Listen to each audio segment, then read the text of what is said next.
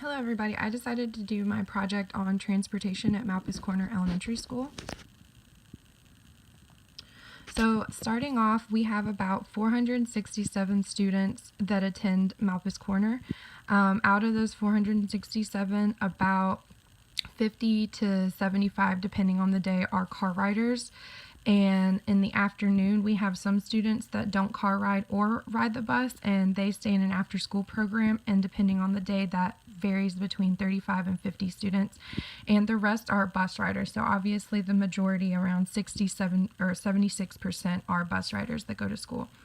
In Elizabeth O'Neill's article concerning bus crashes on routine and non-routine, she stated, and I found this really interesting, that actually more crashes are caused by non-bus drivers or those that they're driving on the road with. And another quote that she had was, "Vigilance and attention to driving is imperative, although bus drivers are often distracted by activities of the children they are transporting, including behavior responsible for problem behavior. Educating bus drivers on tactics to limit distraction caused by occupant behavior might help to alleviate the incidence of crashes due to distraction." And I thought that this was really interesting because at Malpas Corner we actually have something called Bus Rider or Eagle of the Week, and it's a PBIS initiative that basically congratulates students for behaving how they're supposed to on the buses for bus drivers. So the rules of administration as far as transportation goes is at the end of the day, they make sure that students know of any changes. So if a student is going to be riding a bus, they notify the student.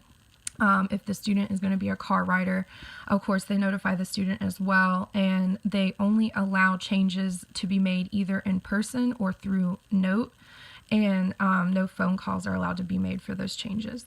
They also handle discipline for bus riders, especially, and that's really important, especially since I talked about how important it is for children to behave on the bus because of distractions, and we don't want anyone to get hurt traveling to or from school.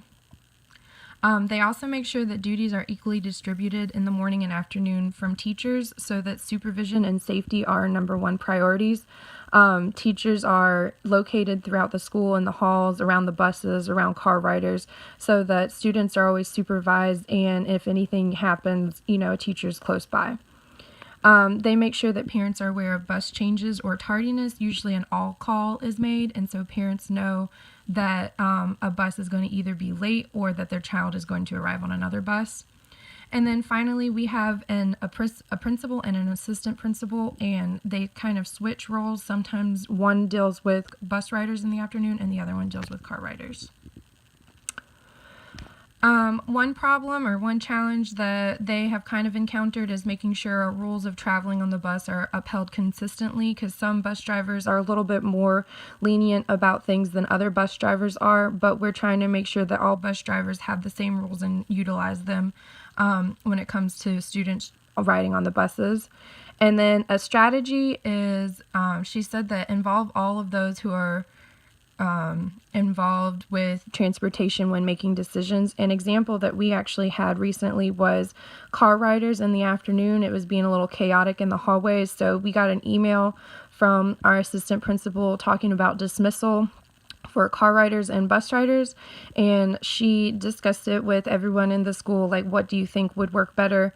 And then if this ends up working, this is what we'll end up implementing. And we got a bunch of feedback from different teachers, and it ended up, solving itself. A bunch of teachers came together, figured out what we needed to do, and it's been running way smoothly.